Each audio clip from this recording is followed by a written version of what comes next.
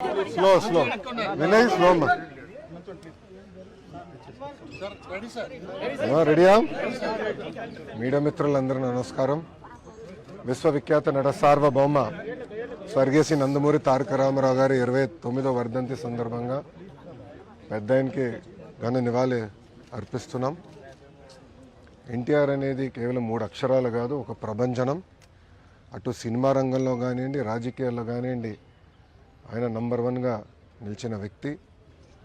సినిమాలో మనం ఒకసారి చూస్తే, ఆయన చరిత్రగానే ఒకసారి చూస్తే అన్ని రకాల సినిమాలు ఆయన చేశారు, ఒక మార్క్ అనేది నిలబెట్టారు. దాని తర్వాత రాజకీయాల్లోకి వచ్చిన తర్వాత కేవలం 9 నెలల్లో ఒక ప్రభంజనం సృష్టించి తెలుగుదేశం పార్టీని అధికారంలోకి తీసుకొచ్చిన వ్యక్తి అన్న ఎన్టీఆర్.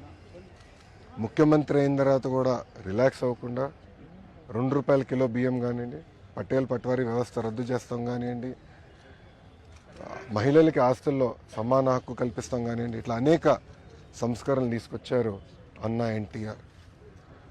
అన్న ఎన్టీఆర్ వల్లనే ఈరోజు తెలుగులో తలెత్తుకుని తిరిగే పరిస్థితి వచ్చింది. ఆనాడు భారతదేశంలో తెలుగు అంటే మెద్రాసీలు అనేవారు. కానీ తెలుగు జాతి గర్వించే విధంగా ఆయన మన గలం ఢిల్లీలో వినిపించారు.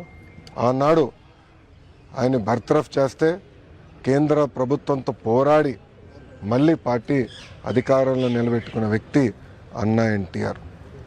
ఒక వ్యక్తితో ప్రారంభమైన తెలుగుదేశం పార్టీ ఈరోజు 1 కోటి మందితో సభ్యత్వాలు తీసుకుని నిజంగానే చాలా గర్వకారణం. ఏ ఆశయాలతో అయితే అన్న ఎన్టీఆర్ తెలుగుదేశం పార్టీని స్థాపించారో మేమందరం కలిసికట్టుగా తెలుగు వాళ్ళు ఎక్కడున్నా వాళ్ళకి అండగా నిలబడడానికి, తెలుగు జాతి ఎక్కడున్నా వాళ్ళ అగ్రస్థానంలో ఉండాలని లక్ష్యంతో మేమందరం అహర్నిశలు పనిచేస్తామని మీకు తెలుపుకుంటూ, ఇప్పుడు మీడియా మిత్రులు కానీ ప్రశ్న ఉంటే దానికి సమాధానం చెప్పడానికి సిద్ధంగా ఉన్నాం. जब तक सूरज चांद रहेगा एनटीआर का नाम रहेगा. ఇంగ్లీష్లో చెప్పాలా? ఓకే. టుడే ఈజ్ అన్న ఎన్టీఆర్స్ 29th వర్ధంతి. It could be movies, it could be in politics. He has left a strong mark for himself. In movies, he has done various roles. He has also done the roles of enemies to elevate, to explain to people why enemies behave in a certain manner. And when it comes to even the political realm, the kind of reforms that he has given, the kind of reforms that he has introduced, even today, other states are following. And if you look at it back then, in terms of food security, giving women equal rights and assets, giving power at a very subsidized price to farmers, the irrigation projects that he has done, even today they all stand as a testimony for his vision, his commitment for the people of Telugu speaking states. So as a party, we started with 1 member, that is Anna NTR. Today we stand tall with 1 crore members. With what objectives Anna NTR started the party? We are carrying his legacy forward. Wherever Telugu people are, in whichever state or in whichever country across the world, wherever they are, we will stand by them. Our agenda is only one, which is Telugu people across the world, across the globe should be number 1. Thank you very much. Sir, NTR గారు మీకు చిన్నప్పుడు ఒక మాట చెప్తూ ఉంటారంట, అంటే ప్రజల కోసం ఎలా పోరాడాలి అని. ఇప్పుడు అన్న ఎన్టీఆర్ గారు నాకు చిన్నప్పుడు గుర్తుంది ఒకటే, ఆయన చూస్తే భయం కలిగేది. ఎందుకంటే ఆయన ఒక పెద్ద పర్సనాలిటీ. మనవాడైనా ఆప్యాయంగా పిలిచినా ఇంట్లో మాకు చెప్పి పంపించారు, రే ఒళ్ళ దగ్గర పెట్టుకో, పిచ్చి పనులు చేయొద్దని. కొంచెం అల్లరి ఎక్కువ నేను చిన్నప్పుడు. సో ఆయన చూసినప్పుడు ఎప్పుడు భయపడుతూ ఉండేవాళ్ళు. కానీ మనవడు కానీ మనవరాలు కానివ్వండి అందరూ దగ్గర తీసుకునేవారు, ప్రేమగా చూసేవారు. అప్పుడు మేము అందరం చిన్న వయసు కలిగిన వాళ్ళం. కానీ మీరు చూస్తే ఆయన మాకు చెప్పాల్సిన అవసరం లేదు. ఆయన ఏ ఆశయాలతో అయితే పార్టీని స్థాపించి, ఏ ఆశయాలతో అయితే పార్టీని నడిపించారో మాకు ఇప్పుడు కూడా తెలుసు. ఇటు తెలంగాణ కానివ్వండి, అటు ఆంధ్రాలో కానివ్వండి సీనియర్ నాయకులు ఉన్నారు, వాళ్ళందరూ మాకు గుర్తు చేస్తూ ఉంటారు. మేము ఎప్పుడు దారి తప్పితే మాకు 2 ముట్టకాయలు వేసి మళ్ళీ దారిలో పెడతారు మమ్మల్ని. సో మాకు ఆ కమిట్మెంట్ ఉంది. ఏ ఆశయాలతో అయితే పార్టీని స్థాపించారో అదే ఆశయాలతో పార్టీని మేము ముందరు తీసుకెళ్తాం. సార్ ఎన్టీఆర్ గారి శత జయంతి ఉత్సవాలు అమరావతి మధ్యలో ఆగిపోవడం జరిగింది కదా, మళ్ళీ మొదలు పెట్టి ఈ సంవత్సరం ఎలా ఉండబోతుంది సార్? అమరావతి పరిస్థితి ఏంటి? మీరు చూస్తే ఆంధ్ర రాష్ట్ర అభివృద్ధికి కార్యక్రమాలన్నీ మళ్ళీ ప్రారంభించాం. అన్ని పనులు యుద్ధ ప్రాతిపదికంగా మళ్ళీ ఈ నెలాఖరు గల మొదలవుతాయి. అన్ని పనులు ఒక లాజికల్ కంక్లూజన్కి తీసుకెళ్తాం, దాంట్లో ఎలాంటి సందేహం లేదు. ఇటు తెలంగాణ కానివ్వండి, అటు ఆంధ్ర రాష్ట్రం కానీ, రెండు రాష్ట్రాలు కూడా కలిసికట్టుగా తెలుగు ప్రజల కోసం, తెలుగు జాతి కోసం కలిసికట్టుగా పనిచేయాలని మేము కోరుకుంటాం. తాతగారు అన్నగారితో ఉన్న నాకు బెస్ట్ మెమరీ అంటే, ఒకసారి ఆయన మేమందరం హ్యాబిట్స్లో ఆయన ఉన్నప్పుడు మమ్మల్ని బయటికి తీసుకెళ్ళండి అని ఆయన కోరారు. మేమందరం కోరాం, మనోడు మనవరాలు మేము ఒక 10 మంది ఉంటే మేమందరం గొడవ పెట్టి మీరు మమ్మల్ని బయటికి తీసుకెళ్ళండి. అప్పుడు ఆయన ముఖ్యమంత్రి, ఆయనకు ఒక పెద్ద బండి ఉండేది ప్యాకర్డ్ అని, ఇప్పుడు కూడా ఉంది మా మామయ్య గారి దగ్గర.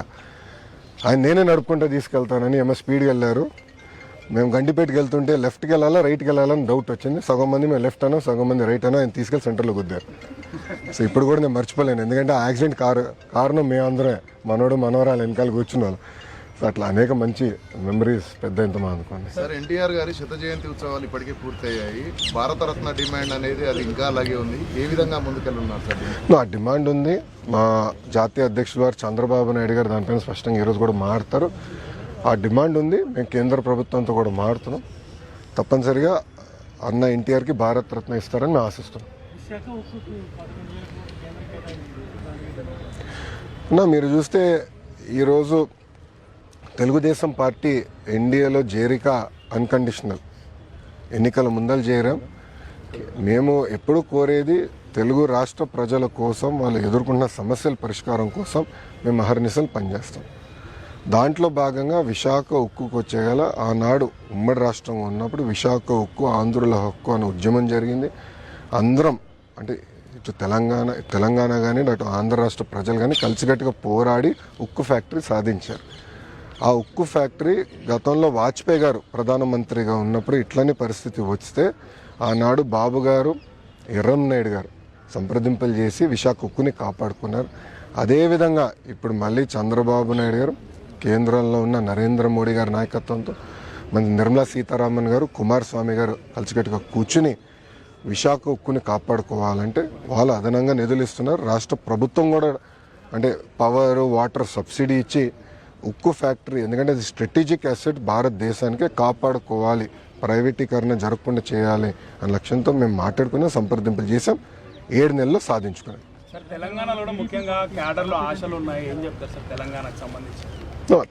తెలంగాణకు వచ్చేగల పార్టీలో పునర్నిర్మాణం చేయాల్సిన అవసరం ఉంది. మీరు చూస్తే సభ్యత్వాలు ఇప్పటికీ 1,60,000 మంది సభ్యత్వాలు, క్రియాశీలక సభ్యత్వాలు తీసుకుంటాం జరిగింది. ఇది 2014 తర్వాత నేను సభ్యత్వంలో యాక్టివ్గా ఉన్నా, మీ అందరికి తెలిసిన విషయమే. గతంలో మాకు తెలంగాణలో హైయెస్ట్ మెంబర్షిప్ ఉండేది 4 లక్షలు. ఇది మాకు 23 మంది ఎమ్మెల్యేలు ఉన్నప్పుడు మాకు 4 లక్షల సభ్యత్వం ఉండేది. అలాంటిది ఇప్పుడు ఎమ్మెల్యే లేకపోయినా 1,60,000 మంది సభ్యత్వాలు స్వచ్ఛందంగా ప్రజలే వచ్చి తీసుకున్నారంటే ఇంకా తెలుగుదేశం పార్టీ పైన తెలంగాణ ప్రజలకి ప్రేమ ఉంది, ఆశ ఉంది. పార్టీ పునర్నిర్మాణం పైన మేము అందరం చర్చిస్తున్నాం. త్వరలోనే మా భవిష్యత్ కార్యాచరణ కూడా ప్రకటిస్తాం. ఫైనల్గా అంటే ఎన్టీ రామారావు గారు ప్రతి పేదవాడు కడుపు నిండా అన్నం తినాలి, ఆకలి ఉండకూడదు అన్నారు. మళ్ళీ మీరు అన్నా క్యాంటీన్ ఓపెన్ చేసి ఈరోజు ప్రతి పేదవాడు కడుపు నిండా అనిపిస్తుంది సార్, రెస్పాన్స్ ఎలా? అంటే మీరు చూస్తే అన్నగారు తీసుకొచ్చిన సంస్కరణలు కేవలం ఆకలి తీర్చేదే కాదు, పక్కా గృహాలు అందించాలి, జనతా వస్త్రాలను తీసుకొచ్చారు. సో అనేక సంస్కరణలు తీసుకొచ్చారు.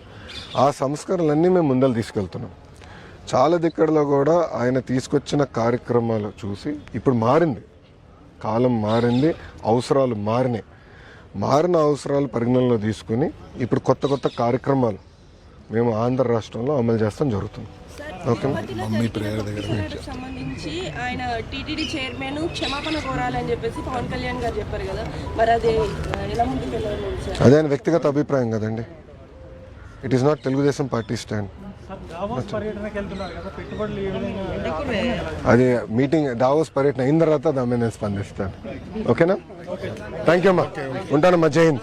థ్యాంక్ యూ నా ఫోటో లాస్ట్ దగ్గర అమ్మ వెయిటింగ్. మైక్ ఎవరు, మన మైక్ ఎవరు తీసుకుంటున్నారు? చెప్పానమ్మా, చెప్పాను.